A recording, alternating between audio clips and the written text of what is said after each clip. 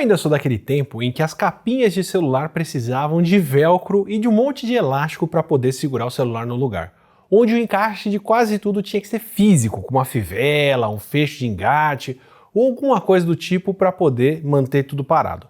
Já hoje em dia a gente tem ímãs tão fortes e ao mesmo tempo tão pequenos que muitas dessas funções já podem ser magnéticas. Por exemplo, esses fones ficam dentro da capinha usando ímãs na haste. E a tampa fecha usando ímãs, mas também não é qualquer ímã que simplesmente gruda as coisas, não. Dá uma olhada de perto. Quando você abre a capinha, a tampa dela se afasta rapidinho, o que eu ainda não sei bem se é feito com uma mola ou com outro ímã repelindo, mas se você trouxer a tampa mais de pertinho o suficiente, sozinha ela tem um ímã que vai puxar e fechar tudo com um pleque bem agradável. O que viabilizou isso nos últimos anos são ímãs de terras raras, como esse feito de neodímio e de ferro, que aguentam não só muito mais peso do que o peso deles mesmos pendurado, como são bem estáveis. E o resultado é que eles podem ser tão finos que cada vez mais objetos têm alguns desses ímãs embarcados dentro, para poder manter o contato ou aproximar outros objetos. Para dar uma noção do tanto de ímãs que um aparelho desses pode ter, eu arrumei esse papel magnético aqui, ou melhor, esse filme que revela campos magnéticos. Sanduichado no meio do plástico aqui, tem algumas partículas de ferro que respondem e se alinham aos campos magnéticos. E com isso esse papel desenha o campo magnético por onde ele passou. Uma hora ele vai ficar tão marcado que vai ficar difícil de reconhecer novos campos magnéticos, mas até lá, enquanto isso, a gente vai fuçando para ver quantos ímãs eu consigo achar por aqui. Eu vou tentar usar o papel magnético para descobrir quantos ímãs tem numa capinha dessas. Primeira coisa é que a capinha acorda o iPad aqui embaixo de abrir, porque ela tem ímãs. Esses eu espero encontrar. Também tem o que mantém ela presa aqui atrás, porque a capinha em si também é magnética. E o que faz ela dobrar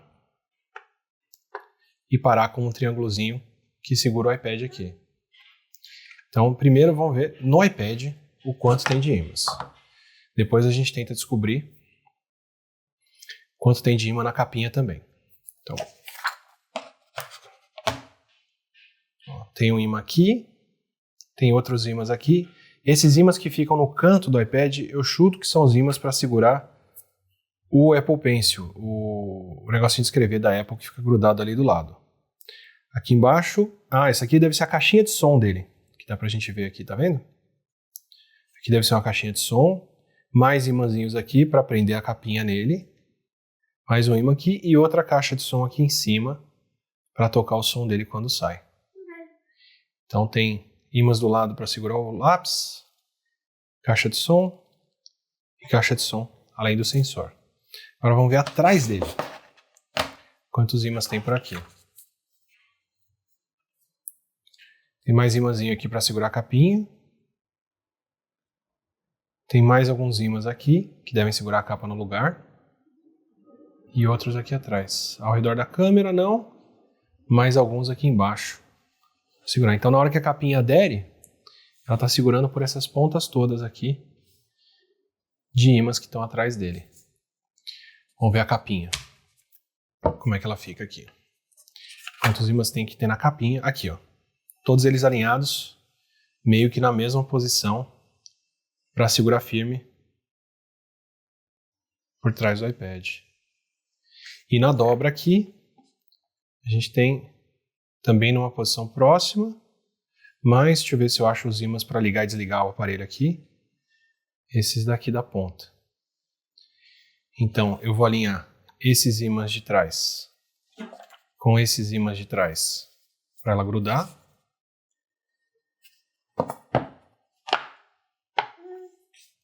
E depois, a hora que eu virar,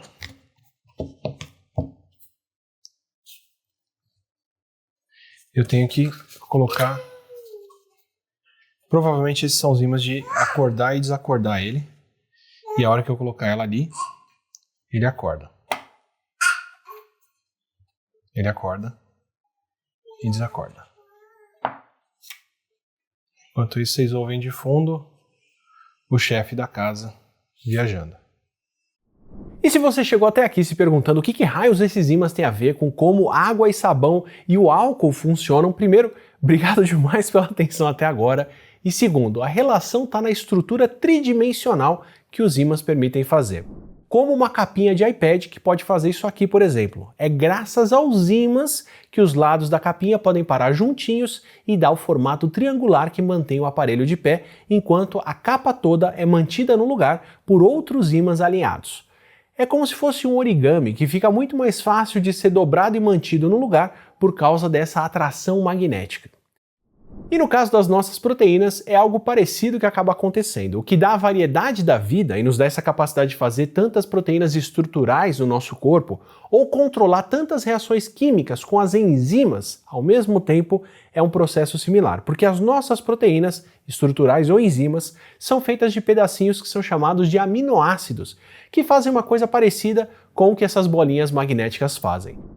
Os aminoácidos não só se ligam uns nos outros fazendo uma cadeia, que é a cadeia proteica, que é a proteína, como os aminoácidos de uma porção da cadeia podem interagir com outros que estão lá longe, ou mesmo com outras moléculas de proteínas que também têm propriedades interessantes, ou gorduras, ou água, ou várias outras coisas. Os aminoácidos que fazem cada proteína podem se atrair, podem atrair outras moléculas como a água ou moléculas de gordura e com isso dobrar as proteínas no formato que elas precisam para fazer cada função. Tem ligações que são mais fracas, que se perdem com mais facilidade, e tem ligações que são mais fortes e só vão se desfazer quebrando as proteínas. E é da combinação dessas interações que a gente tem tanta variedade de formas e de funções entre as proteínas, com uma grande diferença. Eu tenho aqui um tipo de bolinha magnética que pode fazer alguns tipos de interação com outros materiais magnéticos, enquanto as nossas proteínas têm mais de 20 tipos de tijolinhos diferentes que podem interagir com todo tipo de molécula.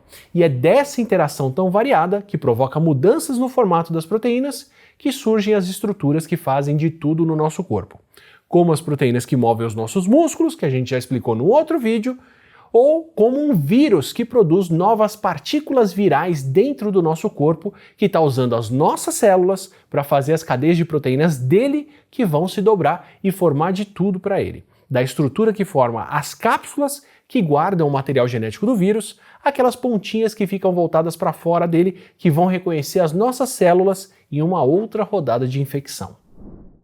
E é justamente perturbar essas estruturas todas que torna o sabão e o álcool compostos importantes para a nossa limpeza. Sabonete, detergente e outros sabões são muito bons para tirar a gordura e tirar a sujeira. Quando a gente lava a mão, nós estamos destruindo as camadas de gordura que alguns vírus podem ter, além das bactérias. Mas o efeito pode ir além. Tanto o sabão quanto o sabonete, o detergente e até o álcool podem se embrenhar no meio das proteínas e perturbar as ligações que elas fazem. E do mesmo jeito que eles envolvem a sujeira e dissolvem a sujeira dentro da água, podem envolver as partes das proteínas que não seriam solúveis em água e expor aquilo tudo, mudando a conformação, o formato que as proteínas têm. E se o que dá a função das proteínas é a estrutura delas, se é o formato delas que faz as reações químicas que as proteínas aceleram, perturbar essa estrutura pode acabar com a função que elas fazem. É o que a gente chama de desnaturação das proteínas. É como se a gente tirasse todos os imãzinhos que mantêm tudo funcionando, desde o som até o microfone de um celular, até as capinhas e o que mais a gente usa. Inclusive, qualquer tipo de sabonete pode fazer isso. Não precisa ser um sabonete bacteriano, bactericida ou antibacteriano, que eu nem recomendo usar em casa. E se você está se perguntando por que o sabonete mata as bactérias ou os vírus da nossa mão, mas não faz mal para a nossa pele, que também tem proteína, o segredo está na camada mais externa da nossa pele. Essa camada mais externa, que é a camada córnea, é feita de células mortas e supercompactadas e bem juntinhas, que são cheias de proteínas bem ligadas, como a queratina, que fazem uma camada que é muito mais difícil de ser dissolvida do que as gorduras ou mesmo as proteínas dos micro-organismos. Então, bem antes do sabão fazer mal para nossa pele, ela já está limpinha. Aliás, não é só na limpeza que a gente usa essa desnaturação das proteínas. As bebidas alcoólicas não são feitas só por causa do efeito que o álcool tem nas pessoas. O álcool também é um preservante que ajuda essas bebidas mais fortes a não estragarem tão rápido. E você pode ver o mesmo tipo de coisa acontecendo com outros processos de desnaturação, como o cozimento do ovo, que faz com que a ovoalbumina, que fica na clara, perca o formato e forme uma rede que fica dura e opaca de proteínas. Ou o cozimento da pele do boi raspada e moída, que forma redes da proteína colágeno desnaturada, que prende água e forma uma solução coloidal de água, vulgo gelatina. Ou quando a gente usa ácidos como vinagre para fazer conservas ou o suco de limão no ceviche, que desnaturam a carne. E o oposto também pode ser bastante importante, não é só desnaturar as proteínas que é interessante. Construir proteínas e entender como acontecem as dobras que fazem elas funcionar também pode ser muito útil. E até alguns anos atrás, a única forma que a gente tinha de saber como as proteínas se dobram era olhando para elas, usando técnicas bem trabalhosas para reconstruir a estrutura tridimensional delas. Um processo que é praticamente manual, mas que teve um avanço absurdamente enorme com um estimador de estrutura de proteínas baseado em aprendizado de máquinas, um programa chamado AlphaFold. Ainda no vídeo sobre as estruturas da vida, onde eu falo sobre como os músculos funcionam, eu comentei como a gente tinha um programa que estava estimando a estrutura de várias proteínas humanas com base nas proteínas que a gente já conhece realmente como são de verdade. Agora, a equipe do DeepMind, que é o grupo por trás desse programa AlphaFold, lançou a estrutura de 200 milhões de proteínas, a maioria delas com uma estimativa que deve ser bem próxima da realidade de como elas são. O que é uma questão que sempre foi super difícil de resolver por causa do número de possibilidades de como cada pedacinho de uma proteína pode se dobrar e interagir com outros, com perguntas que, olha, duraram décadas sem respostas de como elas se dobram. Agora tudo isso foi resolvido aos milhões por vez, graças aos avanços em inteligência artificial e na computação. E esses resultados ainda podem ser usados para melhorar o entendimento até das proteínas que já foram estudadas em laboratório, ou para focar a pesquisa prática nas proteínas sobre as quais a gente realmente sabe muito pouco, com ou sem a ajuda do AlphaFold, ou com experimentos e a computação se retroalimentando e aumentando ainda mais o nosso entendimento de como a vida opera e funciona. Com isso, a gente pode entender como as proteínas interagem, como proteínas, genes ou até os organismos que nunca foram estudados devem funcionar e até que tipo de medicamentos ou anticorpos que as vacinas podem produzir que podem reconhecer, tratar ou impedir uma proteína de um câncer ou de um vírus funcionar. Qual proteína deve ser capaz de digerir plástico? Qual deve ser o melhor alvo de um vírus ou de uma bactéria importante para a gente atacar? Quais proteínas estão aí desde o começo da vida? É raro encontrar áreas onde o nosso conhecimento e a nossa prática vão de uma ponta a outra de uma forma tão completa. Do simples gesto de lavar as mãos ou passar um álcool gel ou um álcool 70% para eliminar os germes, graças, entre outras coisas, às proteínas que a gente desmanchou, ao uso do que tem de mais avançado na inteligência artificial para a gente poder entender como essas mesmas proteínas que a gente desmancha na base do sabão funcionam e o que elas podem fazer de mais. Tudo isso mediado pelas ligações que simples imãzinhos podem imitar.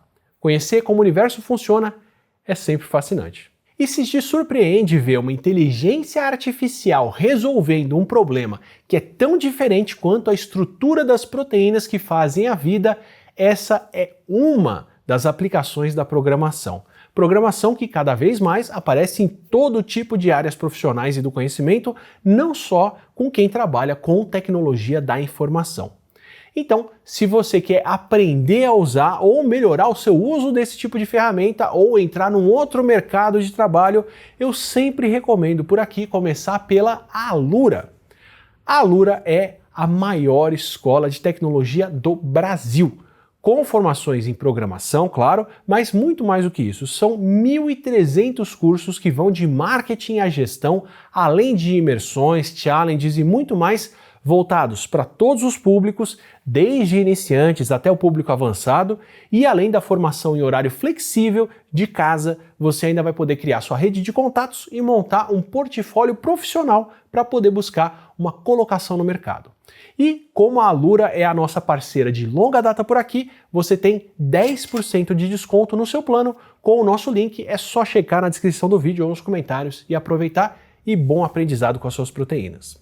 Agora, se você quer acompanhar mais vídeos do canal e mais aplicações doidas de coisas do dia a dia que a gente fica vendo e pensando o que pode fazer ou servir para alguma coisa, aproveita, assina o canal por aqui, ativa o sininho e aquela coisa toda e vem participar das próximas conversas. Fiz com a mão tão fechadinha aqui. Lorirói! Nosso novo narrador.